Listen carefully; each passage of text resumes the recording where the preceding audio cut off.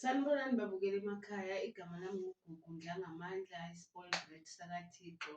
Ngilana namhlanje ku-introduce-a indaba ezimnandi esiniphathele zona as i-location yaseRatanda. We are going to have i-podcast whereby sizokhuluma namakholwa abantwana bakaKristu. As iGugu Media, it's the name of the production under ubufakazi bokuqala, whereby each and every testimony yomzalwane izabe inilethela isaythi lokuthi uNkulunkulu ngempela uyinkosi nomsindisi ey'mpilweni zethu, uyaphilisa.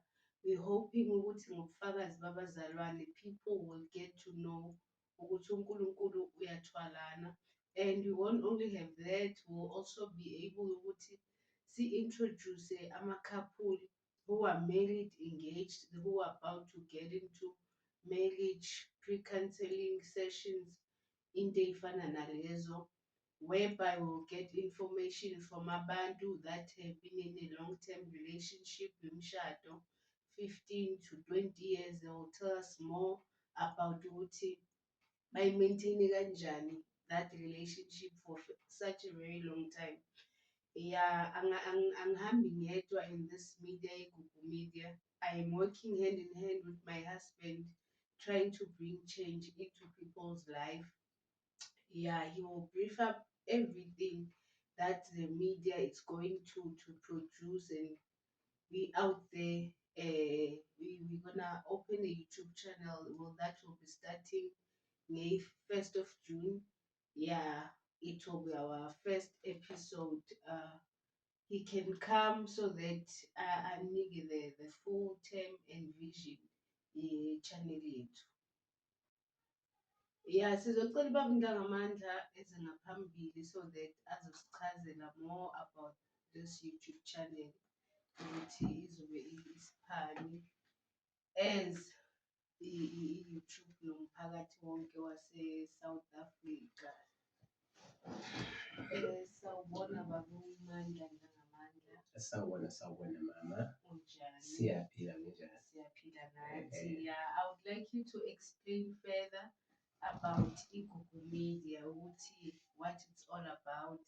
Okuncane bese ngikubekile, but you being the visionary of everything, I think you have more to say to the people. Yeah, ngingasibriefa-ke baba. Sanibonani babukeli emakhaya, igama lami nguMandla Ndlangamandla njengoba sekuchaziwe, i-visionary ye-iGugu Media. La kwi-Gugu Media we are trying to bring abafundisi especially around Ratanda, kodwa nabamanye ezinye indawo sizobacela sibabize bazosipha ubufakazi kwabo bokuhamba noNkulunkulu nokuphila noNkulunkulu baze bafike la bafike khona. Singagcini lapho-ke, siphinde sibize nabantu abashadile esibabiza ngokuthi ama-couples. Lama-couples lanka kuzofanele ukuthi afike asitshele ukuthi kunabantu abana-45 years basemshadweni, kunabantu abana-15 years basemshadweni, kunabantu abanaboma-10 years basemshadweni, ukuthi bona bafike kanjani, benze kanjani, ngoba ulusha lwethu lanamhlanje liyadinga ukwazi ukuthi bona bagcine kanjani, ngoba kuley'nsuku lezi sengathi uthando seluyimali, uthando like ijelasi. Abantu bayabulalana, uthola abafowethu babulala abodadewethu, nabodadewethu badla iy'mali zabafowethu kungasaqondakali ukuthi wenze njani. Into inspire kule iGugu Media ukuthi size sifinyelele ekwenzeni konke lokhu esifuna ukukwenza. Number one, sesinama-show abhala ukuthi niyathembana na. Uma abantu bebuzwa ukuthi bayathembana, nangempela bayavuma ukuthi bayathembana, kodwa ngezenzo mase kungenwe emafonini sekuyacaca ukuthi abantu abathembani. Abantu abaningi bayakhohlisana ngezinto zothando, so baphoxa igama likaNkulunkulu elithi uNkulunkulu uluthando. Uthando fanele silenze silibonakalise ngazo zonke iy'ndlela. Manje-ke kwi-Gugu Media ngifuna ukutshela abalaleli emakhaya, ama-YouTubers, ama-subscribers ukuthi nangempela nizothokoza, nizothola konke enikufunayo, especially kulezi zasemakhaya nalezi zikaNkulunkulu nizothola enikufunayo. Sesinabafundisi abasikhohlisayo, uthole ukuthi umfundisi into ayibhekile yena kuphela imali, akasabhekanga izimvu zikaNkulunkulu. Ngoba ngikhumbula uJesu mayethi kuSimon Peter, Simoni kaJona, uyangithanda na? Uthi yebo Nkosi, ngiyakuthanda. Uthi yalusa umhlambi wami, uphinda uthi ipha izimvu zami. Zonke lezi zinto lezi uyazibala, kodwa emabandleni wethu asisakutholi. Sifuna ukuthi kubantu, let us go back to God, let us go back to our marriages, la senza khona izinto uNkulunkulu athokoza ngathi. No, amen, ngiyezwakala baba. So personally wena, do you still believe ukuthi uthando lisekhona and uthando can still win? Uthando lisekhona, uthando can still win. Ngisho kanjani lokho? Ngikusho ukuthi uma uNkulunkulu esekhona, ngoba uNkulunkulu uluthando, inkinga esihlangabezane nayo ukuthi abantu basuke bajoyina izinto zala emhlabeni kakhulu, ukuthi uma ngiqala ukuthandana nawe sithi sakha umndeni, sekumele mina njengendoda ngikondle and awukakabi phansi kwami but sekumele ukuthi ngikondle. Kusho ukuthi sesigijimisa ini? Immaterial. But love can still win, nanoma kukuphi, nanoma kanjani. Oh, so when you're basically saying if mina nawe sithandana, you don't have to ukuthi ungondle ngingakobi owakho official. Uthando ngilifanisa necup. Okay. Yeah. And then icup can carry anything ngaphakathi. Yeah. So uthando mangilifanisa necup, kusho ukuthi mina nawe sizohlanganyela le cup sobabili. We basically pouring together into this cup ukuthi ligcwale. Yes, uma seligcwele le cup, then thina benefita from the cup. Okay. Yeah, mina nawe we benefit from the cup. It's not a one-sided thing. Yeah. One man show. Yes, you have to put something so that you can withdraw something. Fana nasebank, you can't withdraw lapho ungadepositanga khona.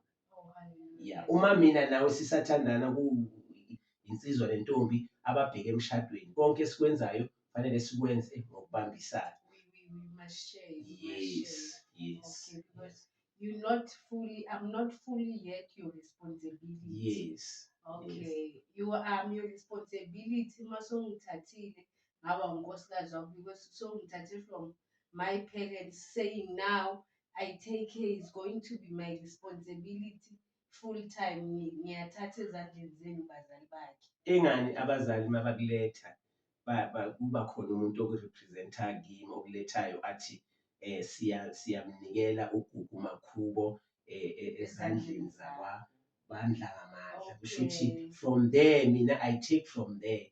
Yilapho ke sengiba yi-full responsibility yakho. Sekufanele manje ngokondle, sekufanele ngenze ukuthi kubonakale ukuthi yabona njengoba uyisitufuza kanje, ngigcine uyisitufuza, ungathi uma sewufika ezandleni zami sewuyawonga, uyazala. Abakini bathemba mina ngempilo yakho. Okay. Yes. No, ngiyezwakala.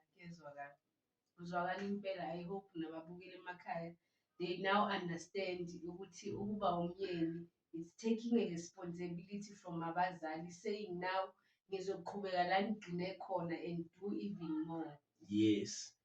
Okay. Siyabonga bamdlangamandla. Usengakhululeka, sibonge kakhulu. Hopefully emakhaya bazwile and they are looking forward to whatever ozobe ubalethela yona from your YouTube channel okuyiGugu Media. Yeah, before sengizokhululeka, ngicela ukukhuthaza ababukeli, ngicela ukukhuthaza wonke umuntu obuka le channel ukuthi asubscribe, alike, ashare ukuze le iGugu Media ikhule, yaziwe umhlaba wonke, abantu basizakale, ngoba thina into esilethayo siletha isolution to a problem esibhekane nayo emhlabeni wonke jikelele. Problem yenkolo yiyo esibhekane nayo, i-problem yezothando yiyo esibhekane nayo. Yingakho sikhethe ukuthi sibe iGugu Media, ngoba igugu lifana nokuthi sithatha from uNkulunkulu oyigugu lethu. and then sipha abantu the very same gugu siyabacacisela. Kanjalo-ke babukeli, ngiyacela ngegama likaJesu ukuthi asisubscribe-eni, silayikeni, sishereni, sizonilethela izinto ezimnandi nezijabulisayo. Ngiyabonga kakhulu mama. Sibonge kakhulu baba, siyathemba konke okushilo ababukeli emakhaya bazokhuthazeka, baba-subscribe, ba-like, bashare i-channel yethu. I hope ukuthi uNkulunkulu uzoba nathi because this channel it's for abantu bakaNkulunkulu as a whole. Siyabonga baba ukuba nawe. Kubonga mina. Amen. Babukeli emakhaya sibonge kakhulu. I hope whatever ubaba uNdlangamandla ayichazile siyizwile, and siyathemba ukuthi we'll get ama-subscribers, ama-likes, even sharing. uNkulunkulu uluthando bazalwane. Ngaphandle kaNkulunkulu there is no way. Asinawo amanye ama-option ngaphandle kwaNkulunkulu. Siyabonga, hopefully this will make an impact empilweni zabantu. Sibonge kakhulu, nibe nosuku oluhle olufana nami, mina Gugu Dlangamandla, spoiled brat sakaThixo. Ngiyanithanda, nisale kahle. Amen.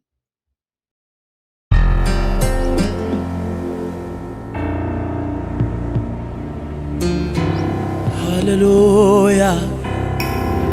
Oh, usizungezi